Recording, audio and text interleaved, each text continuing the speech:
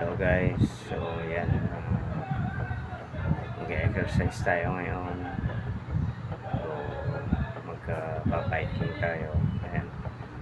So first time ko uling mag-upload ngayon sa YouTube nito. So hopefully guys ay yan, nag-aano lang ako ng konting buhay ko. Ayan, nag-share ng buhay. So yun, so i-upload ko, and then bahala na kayo kung ano. Ayan, kwento ko lang yung nangyari sa akin kasi ako ay sa kasalukuyan po ay ako yung nag-work sa DepEd. Ayan, so start ako 2018. So previously nag-work ako sa Lyceum, my first job, accounting clerk, and then accounting assistant, and then after that nag-call center ako. And tapos medyo hindi maganda yung effect sa akin. So nag-ano ako ng managerial, nag-handle ako ng branch ng laser music instruments. Yan, kahit wala akong knowledge sa musical instrument, ginarap ko, natutong mayroon naman ako konting alam sa guitar, konting alam din, natuto na ako mag drums doon. So yun ang natutunan ko. Dala akong experience ko sa Lyceum, pag-handle ng kung paano mag-handle ng trabaho, paano mag-handle ng tao. So pinag-aralan ko yun. So yun, pagka tayo nagsimula sa gano'n na siguro tumagal din ako ng after my Lyceum. Nag-resign ako ng Lyceum, ay nag-start pala ako sa Lyceum ng 1994 o 1995, and then nag-resign ako for the year 2006. Tapos nag-start ako sa laser music ng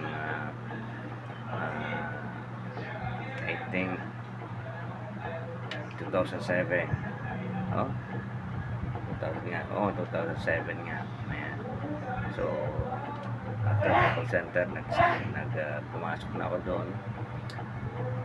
So naka almost 7 years din ako. 2013 ako nag-resign. Then naging branch officer in charge, branch supervisor, branch manager, kasi tawagin.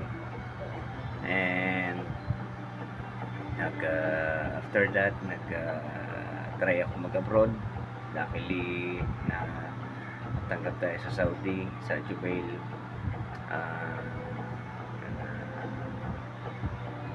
Karoon tayo ng kontrata. So 2 years mahigit lang na gano'n na ako, nagpasyal na ako na umuwi kasi wala rin. Ayun, so pasyal na ako umuwi, pero maganda yung trabaho ko doon. Ganda na gumawa ko ng workshop, mga sasakyan. So I have no idea, pero ginawa ko yung alam ko. At yung pinag-aralan ang lahat ng bagay. So from zero to nothing, from zero to lahat pinag-aralan ko doon. So magawa ko lang yung trabaho ko. And then napunta ako nag-start pala ako sa personnel, sa HR. Yeah. So nag-start ako doon, then napalipat ako ng workshop. So yun, I plan na umuwi na lang kasi wala rin nangyayari. Although medyo okay naman yung sahod ko.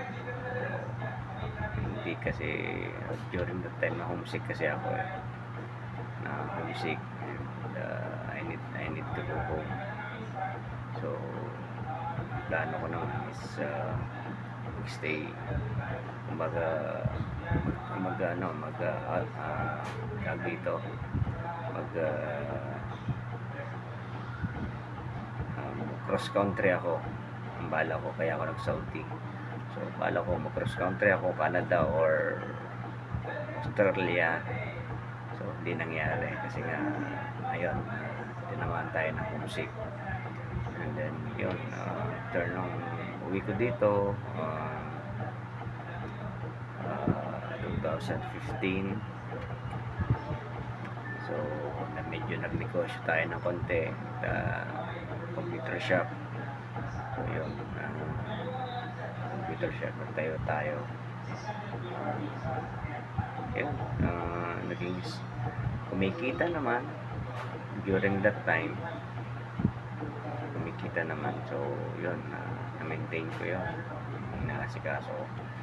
And then napagusto ulit ako magtrabaho after 2017. So nag-start ulit ako mag-work, kaya di pala ako, na call center pala muna ako, nag-teletech ako. So nag-teletech ako yung telephone communication, Telstra yung ginawakan kong account. So after that, nagkaroon ng opening naman sa DepEd, kahit COS, yan, nag-start ako COS. Yun, hinarap ko kasi nga gusto ko rin papunta sa government. And then yun, ang exam after 2018 na permanent, nag-apply ako ng ADAS 3. So yun, sinagarte naman sa umamaw ako ng Provident bookkeeping. So yun, nagkaroon ulit ng opportunity na administrative officer 2 2020, in-applyan ko rin. So yun, luckily naman naging number 1 tayo sa ranking out of 300 applicant, 300 plus applicant. So parang hindi tanda ko.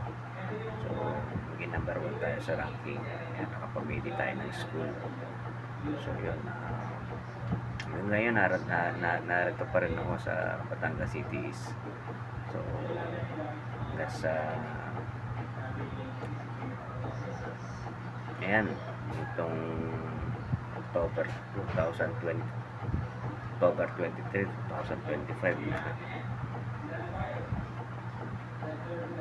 na-stroke na tayo kasi hindi ko alam, susumba naman ako, may exercise pa rin naman, payat naman ako, hindi ko alam kung bakit ako na-stroke. Yung time nga yun, nagsusumba pa rin ako, nagpunta sa guluto, hindi ko alam, nakaramdam ako ng pahingimay. So nagpa-laboratory ako nung araw na yun. Hindi mo na nagpa-confine, nagpa-admit. Pero sabi mo ito, dapat admit na roho. Bukasan, medyo yung masama na. Sabi ko kay mami, sige, samahan mo na ako, pa-admit na tayo. Na-confine ako. So yun, na-confine naman. Sa pinalapasan ng doktor, siguro 2 weeks din siguro yun akong na-confine kasi nga nalaki na yung bill ko, kailangan ko na lumabas. So yun, I decided na lumabas na kahit himay pa rin. Sabi naman ng doktor, hindi naman mawawala yung pagkangimay ko during my check-up. So ngayon, ito, himay pa rin nga ako. So papasalamat na lang ako at medyo parang normal lang. parang normal lang situation ko na kahit ganito na nakakagalaw pa rin, parang normal din kung titingnan, pero yung himay naroon. So hindi na lang ako makapagbubuhat ng mabigat kasi nga ito na stroke na eh. And yan, contagious yung gamot ko ngayon. So siguro kaya sa dahilan kaya ako na stroke ay dapat nag-maintenance na ako. So hindi ako nag-maintenance noon. So siguro kaya yun, na-trigger ako. Kaya dumating sa punto na pala padalawang stroke ko na yun, kulang na alaman, sabi ng doktor. Yung una, yung siguro nahilo ko, yung halos akay ako ni mami during that time. Stroke na pala yun yung una kong stroke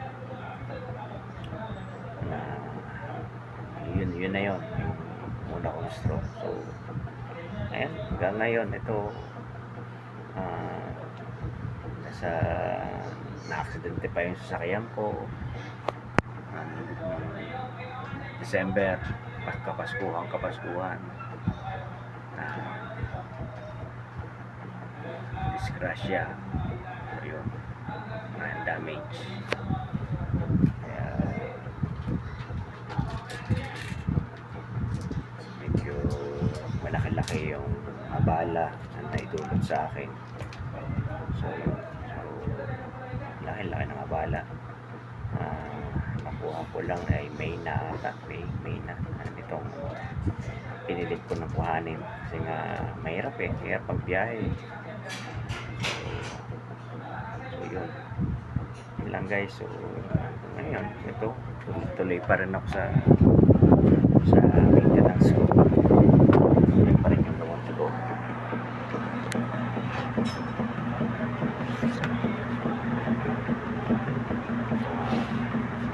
Exercise, medyo iba-iba exercise ko.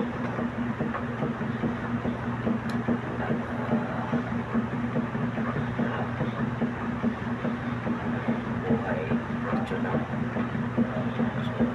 so tayo na bumalik tayo. Nalahin ko sana ay bumalik din dati. Okay, bumalik naman ang gamot ko. Napanalangin lang na tayo. So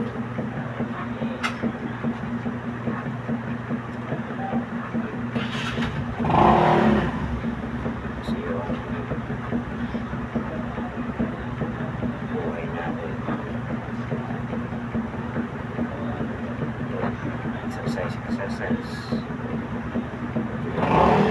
kasi malawang paggamit medyo may malaw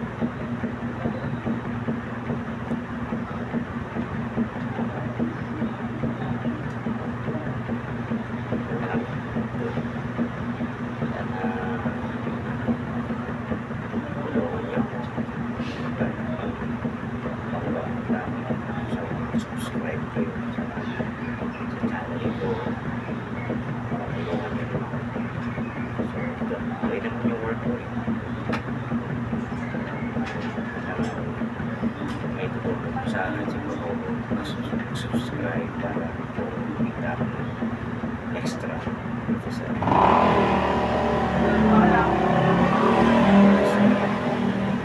ginagawa. So, yun lang.